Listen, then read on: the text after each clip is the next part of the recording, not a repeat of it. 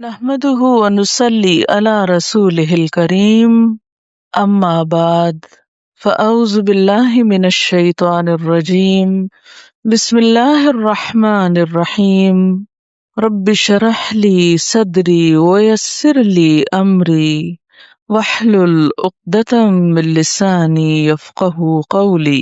حضرت اسامہ بن زید بیان کرتے ہیں، میں نے عرض کیا، اے اللہ کے رسول صلی اللہ علیہ وسلم، میں آپ کو کسی مہینے میں سوائے رمضان کے اتنے روزے رکھتے ہوئے نہیں دیکھتا جس قدر روزے آپ شعبان میں رکھتے ہیں۔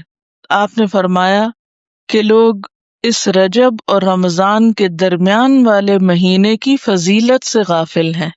لوگ رجب اور رمضان کے بیچ والے مہینے کی فضیلت سے غافل ہیں، وہ اس مہینے کی پرواہ نہیں کرتے، قدر نہیں کرتے، حالانکہ اس مہینے میں لوگوں کے اعمال اللہ کے سامنے پیش کیے جاتے ہیں، اور میری چاہت یہ ہے کہ میرے اعمال اللہ تعالی کے سامنے روزہ داری کی حالت میں پیش ہوں، یعنی جب اللہ تعالیٰ کے سامنے پیش ہوں تو میں روزے کی حالت میں ہوں۔ شعبان کی 15ویں رات قیام کرو اور دن کو روزہ رکھو، کیونکہ اللہ تعالیٰ اس دن آسمان دنیا پہ تجلی فرما کر کہتا ہے کہ ہے کوئی بخشش مانگنے والا کہ اسے بخش دوں۔ یہ تو ہر رات میں ہوتا ہے۔ صحیح حدیث سے کیا پتہ چلتا ہے کہ ہر رات اللہ تعالیٰ آسمان دنیا پہ نزول فرماتے ہیں اور یہی فرماتے ہیں کہ ہے کوئی بخشش مانگنے والا کہ میں اسے بخش دوں، ہے کوئی مصیبت زدہ کہ میں اس کی مصیبت دور کروں۔ اس کے لیے صرف 15 رات مخصوص نہیں ہے۔ اسلمت لرب العالمین، غلطی تو ہونی ہے، اس سے نہیں بچ سکتے ہم۔ اور مچھلی والے کو جب وہ غصے سے بھرا ہوا چلا گیا، پس اس نے سمجھا کہ ہم اس پر گرفت نہ کریں گے، تو اس نے اندھیروں میں پکارا کہ تیرے سوا کوئی معبود نہیں، تو پاک ہے، یقیناً میں ظلم کرنے والوں میں سے ہو گیا ہوں۔ تو ہم نے اس کی دعا قبول کر لی اور اسے غم سے نجات دی، اور اسی طرح ہم ایمان والوں کو نجات دیتے ہیں۔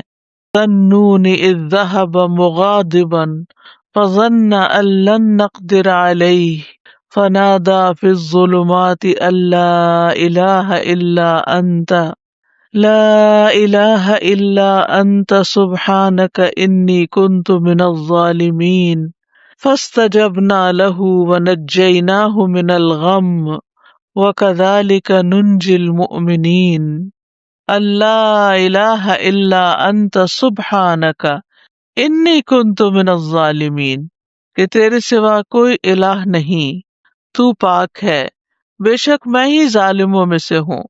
تو یونس علیہ السلام نے اللہ تعالیٰ کو ان کی کامل الوہیت کا اقرار کرتے ہوئے پکارا، اللہ کی ذات کو ہر نقص، ہر عیب، ہر آفت سے منزہ اور پاک قرار دیا، اور اپنے ظلم اور جرم کا اعتراف کر لیا۔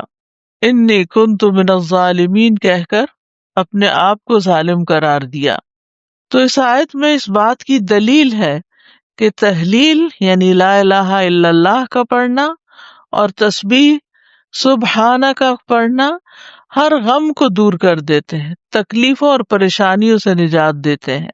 تو جو شخص اللہ کی کتاب پر ایمان لائے اس کے لیے یہی مناسب ہے کہ وہ اس دعا کو سختیوں میں اپنی پناہ گاہ بنائے اور خوشحالی میں اس کو اپنی سواری بنائے، اس وعدے پر بھروسہ کرتے ہوئے جو اللہ نے مومنوں کے ساتھ کیا ہے کہ وہ اس دعا کے پڑھنے والے کو قبولیت میں یونس علیہ السلام کے ساتھ ملا دیں گے، یعنی جیسے ان کو نجات ملی انہیں بھی مل جائے گی۔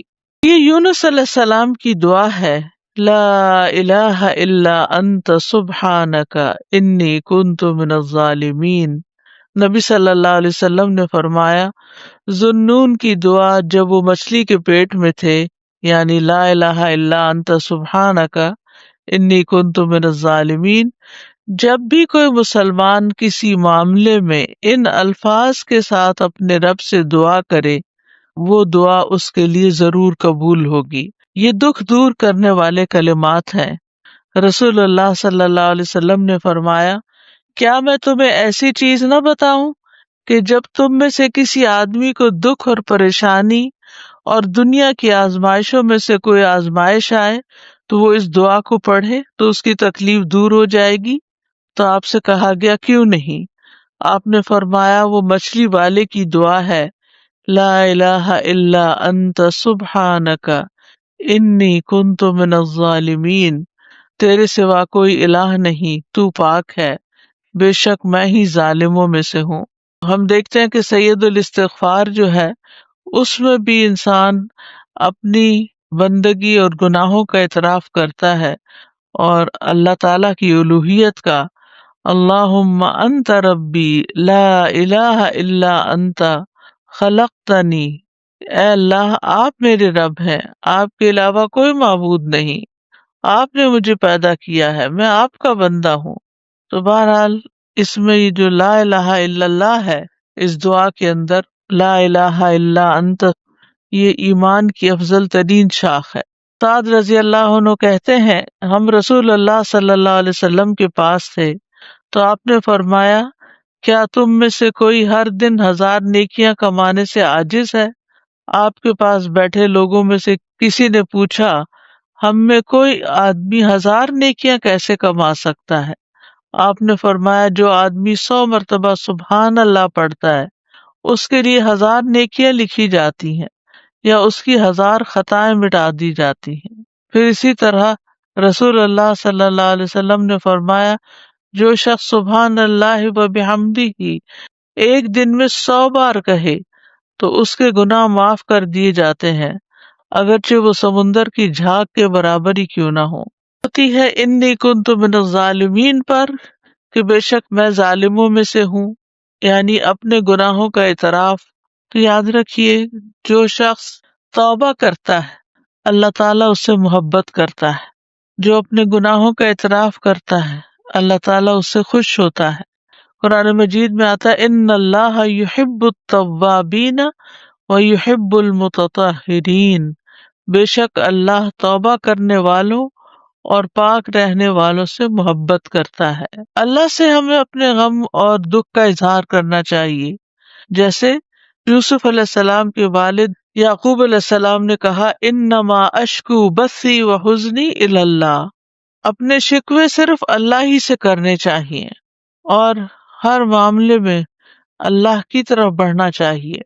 غم اور پریشانی میں نماز کا سہارا لینا چاہیے، نمازوں کی حفاظت کرنے سے اللہ کی حفاظت ملتی ہے، خصوصاً فجر کی نماز کی حفاظت کرنے والا اللہ کی حفاظت میں ہوتا ہے۔ چاشت کی 4 رکعات پڑھنا دن بھر کے لیے کافی ہو جاتی ہیں۔ کرنے کے کچھ کام ہیں، ایک تو یہی آیت کریمہ ہے، پھر دوسری اللہ اللہ ربی لا اشرک بہ شیئا، پھر لا الہ الا اللہ العظیم الحلیم، لا الہ الا اللہ رب العرش العظیم، لا الہ الا اللہ رب السماوات و رب الارض و رب العرش الکریم، پھر ہم و غم سے پناہ مانگنے کی دعا، اللہم انی اعوذ بک من الہم والحزن والعجز والکسل والبخل والجبن ودلع الدین وغلبۃ الرجال، اے اللہ میں تیری پناہ مانگتا ہوں دکھ، غم، عاجزی، سستی، بخل، بزدلی، قرض کے بوجھ اور لوگوں کے اپنے اوپر غلبے سے۔ انس بن مالک کہتے ہیں نبی صلی اللہ علیہ وسلم کو جب کوئی انتہائی پریشان معاملہ آتا تو آپ فرماتے یا حی یا قیوم برحمتک استغیث، اے زندہ اور اے قائم رہنے والے اللہ سبحانہ تعالی ہم سب کے غم، دکھ، پریشانیاں اور مشکلات دور فرما دے۔ وآخر دعوانا ان الحمد للہ رب العالمین۔ پھر اسی طرح اللہ سبحانہ تعالیٰ کی صفات الحی القیوم کا ذکر ہے، یہ بھی بہت زبردست صفات ہیں اور ان میں اللہ سبحانہ تعالیٰ کا اسم اعظم ہے جس کو پڑھنے سے دعائیں قبول ہوتی ہیں۔ اسی لیے ہم دیکھتے ہیں کہ بدر کے موقع پر جب حالات بہت تنگ تھے تو نبی صلی اللہ علیہ وسلم نے کن اسماء کو پکار کر دعا کی تھی؟ یا حی یا قیوم برحمتک استغیث۔ حضرت انس کہتے ہیں میں نبی صلی اللہ علیہ وسلم کے ساتھ تھا کہ ایک آدمی نے دعا کی اور کہا یا بدیع السماوات یا حی یا قیوم انی اسألک، اے آسمان کو عدم سے وجود میں لانے والے، اے زندہ، اے قائم رہنے والے، میں تجھ سے سوال کرتا ہوں، یعنی میں تجھ سے مانگتا ہوں اپنی ضرورت کی چیز۔ تو آپ نے فرمایا کیا تمہیں معلوم ہے کہ اس نے کس چیز کے ساتھ دعا کی؟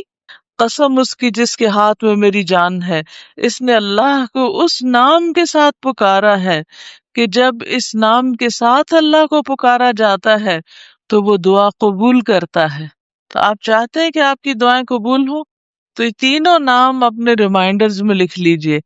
جب بھی آپ چاہیں کہ آپ کی دعا قبول ہو تو پہلے اللہ تعالیٰ کو ان ناموں سے پکارے اور پھر دعا مانگے۔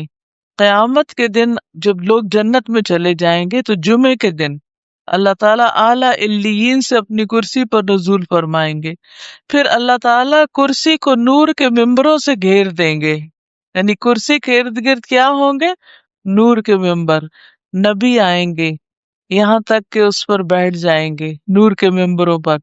پھر اللہ تعالیٰ ممبروں کو کرسیوں سے گھیریں گے، صدیق اور شہداء آئیں گے یہاں تک کہ وہ ان پر بیٹھ جائیں گے۔ پھر اللہ تعالیٰ اپنی کرسی پر چڑھیں گے، اس کے ساتھ شہداء اور صدیق بھی چڑھیں گے۔ یعنی اللہ سبحانہ وتعالیٰ قیامت کے دن اپنے بندوں سے جس طرح ملاقات کریں گے اس کا ذکر یہاں کیا گیا ہے۔ صحیح الترغیب و ترہیب کی حدیث ہے۔ وَهُوَ الْعَلِيُّ الْعَظِيمُ، اور وہ بلند ہے، بہت عظیم ہے۔ اور حقیقت یہ ہے کہ اللہ سے بڑی کوئی بھی چیز نہیں، اس لیے ہمیں اللہ تعالیٰ کے ناموں کے ساتھ دعا مانگتے ہوئے خصوصاً تسبیح کرنی چاہیے۔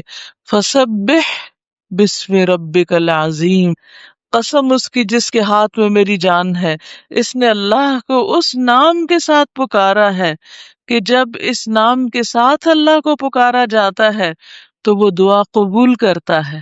تو آپ چاہتے ہیں کہ آپ کی دعائیں قبول ہوں، تو یہ تینوں نام اپنے ریمائنڈرز میں لکھ لیجئے۔ جب بھی آپ چاہیں کہ آپ کی دعا قبول ہو تو پہلے اللہ تعالیٰ کو ان ناموں سے پکارے اور پھر دعا مانگے۔ یا حی یا قیوم برحمتک استغیث، یا حی یا قیوم برحمتک استغیث، یا حی یا قیوم برحمتک استغیث، یا حی یا قیوم برحمتک استغیث۔ اللہ سبحانہ وتعالی ہم سب کے غم، دکھ، پریشانیاں اور مشکلات دور فرما دے۔ وآخر دعوانا ان الحمد للہ رب العالمین۔ سبحانک اللہم و بحمدک، اشہد ان لا الہ الا انت، استغفرک و اتوب الیک۔